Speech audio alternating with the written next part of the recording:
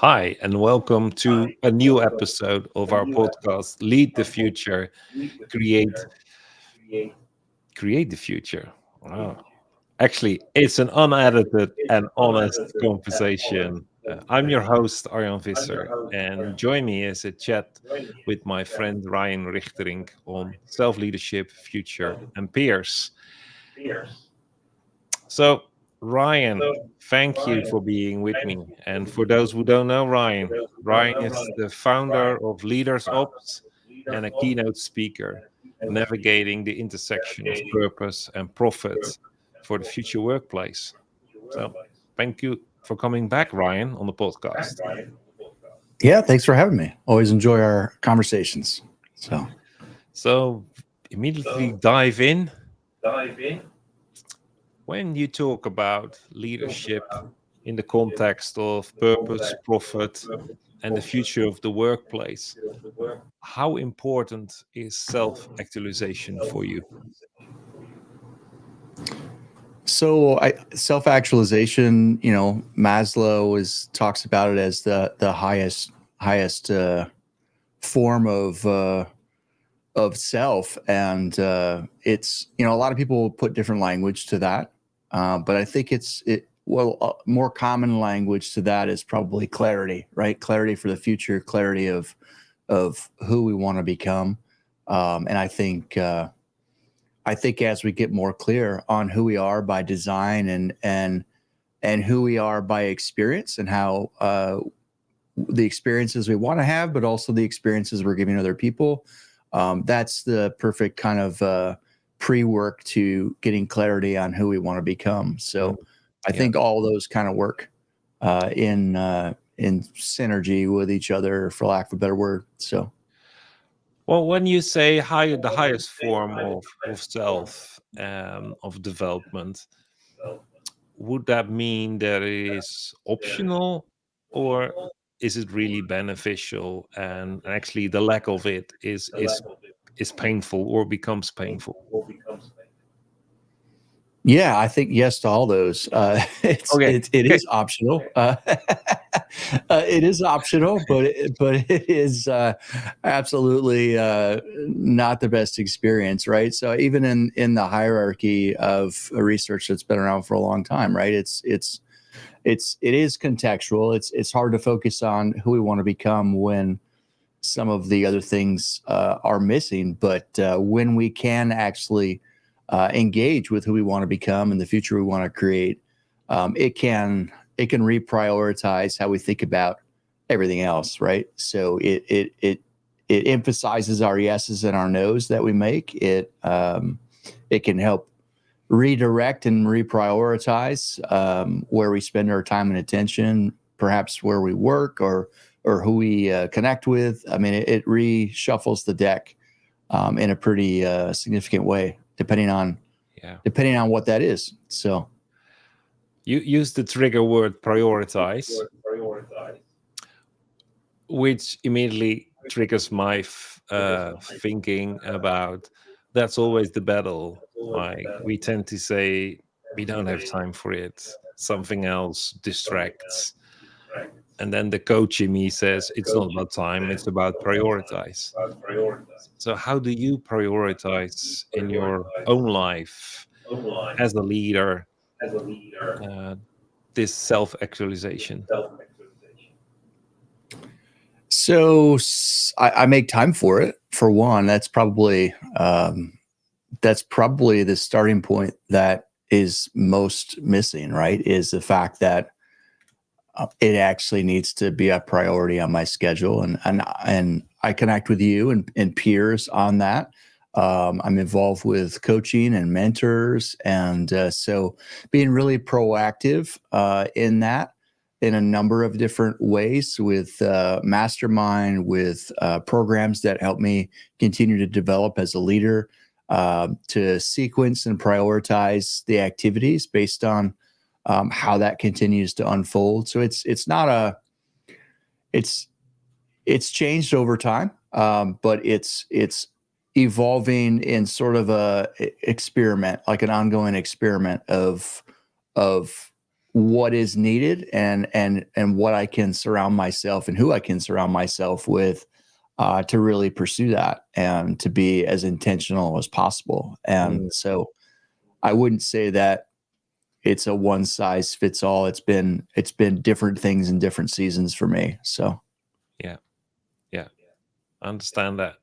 Yeah, it's just but prioritizing things when I look to my own agenda, um, it's that thing like I skip 1 week and then a month is gone.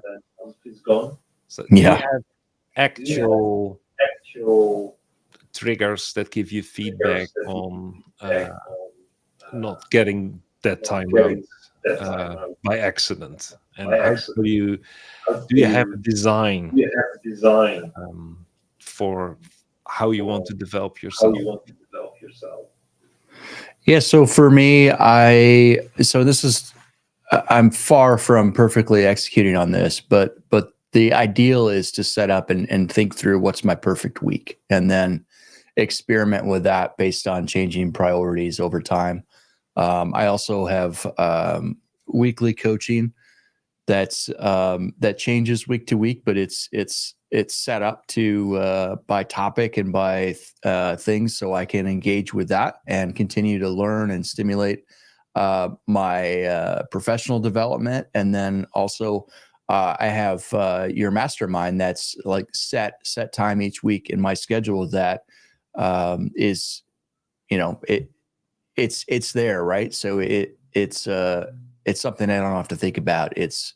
I'm there every week, and it's dedicated to that, and so that keeps me really in check on like a future becoming, continuously investing into that and keeping who I want to become top of mind. And so Mm, I'd say all those things, apart from my own personal study and meditation time, and prayer, are also, I'd say, a part of that. Right? It's all for me personally. All those things kind of uh, fall into that category of who am I and who am I becoming, and what am I called and compelled to do in terms of impacting the world. So yeah, yeah. What I actually hear you say is that you call it, like I start with, how does a perfect week look for me? And probably that alters during the week,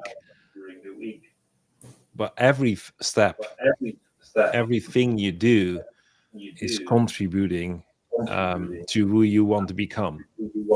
Do I hear that correct? yeah, it's been said, everything affects everything, and I think that's true to a certain degree. I think every day is new as well, right? So every day is a new opportunity to start again, to redirect, reprioritize. If you mentioned a week and a month goes by, um, okay, well, yeah, that happens, and life happens, but you can start again the next day. So So you're doing this for probably for a while, for a couple of years. Do you have a certain result, success, um, or eureka moments that you think that this is really what came out of it, and this is really what I need in, like you mentioned the mastermind, like how important are peers in this process, for example? yeah, it's massively impactful. I think having a sounding board of people in our lives, whether that's mentors, peers, or even people that might be below us on the org chart, are all valuable feedback if we're open to listening and looking for that. It's For me, I would describe it as, at least how I've experienced it, as a series of micro moments where in that feedback there's been, oh really, so a lot of like surprises, because we don't, I mean, our own perceptions of ourselves are different than how other people experience us, and I think that's true for everybody. And so I'd say a combination of that feedback, and then even, and I'm certainly not alone in this. A lot of people have been surprised at what's come out of my own mouth as we communicate, right? In that exploration of exploring the future and what's possible. Sometimes just organically as we're talking, things come out and we're like, oh wow, where'd that come from? And sometimes people highlight things that we didn't even notice that we said, and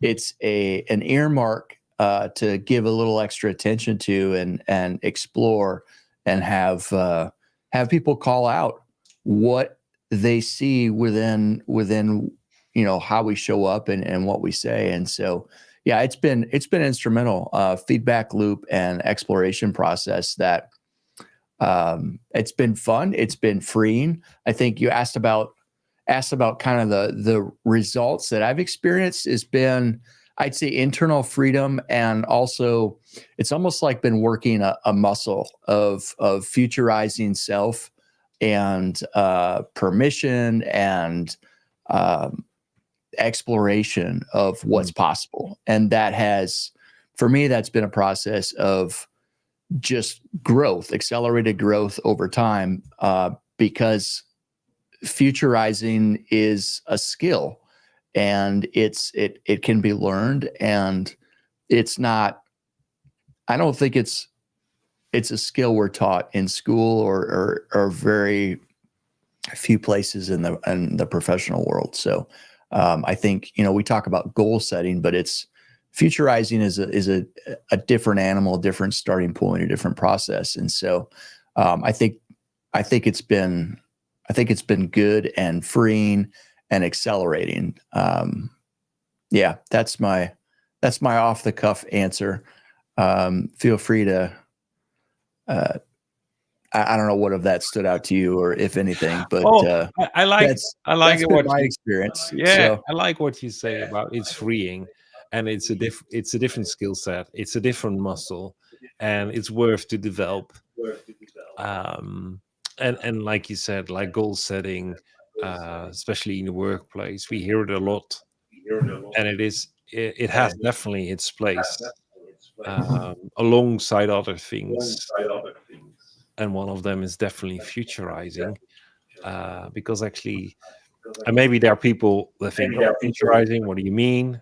I think the easiest way is that you look beyond the obvious and the present, into and use your imagination to actually explore what's happening, what's emerging in front of us. um, and that really helps to, for instance, for goal setting, to set your goals, or maybe your learning objectives or key objectives, based on that dot on the horizon we always talk about when we say strategy begins with the end in mind. So it really helps yeah, to explore the end and what's beyond the end before you start to decide what the right goals to achieve are, to stay on track to that end. So, yeah, and I think in like what we said with prioritizing personal development, it is easily pushed out of our day-to-day life by urgency, operational issues, or to do things on our task list from yesterday. So without yeah, prioritization, like you mentioned, it's definitely not going to happen, and it's worth it because it just gives you that freedom, that that perspective to find more fulfillment in life, in work, in society. yeah. I think we jump based on kind of execution, being sort of oriented towards execution and results. The smart goals and all of that tend to jump pretty quick into the execution of the how, and taking and creating the space, taking the time and creating the space to really explore what all is possible in the what if destination, or what is possible in the near future. There's a lot more.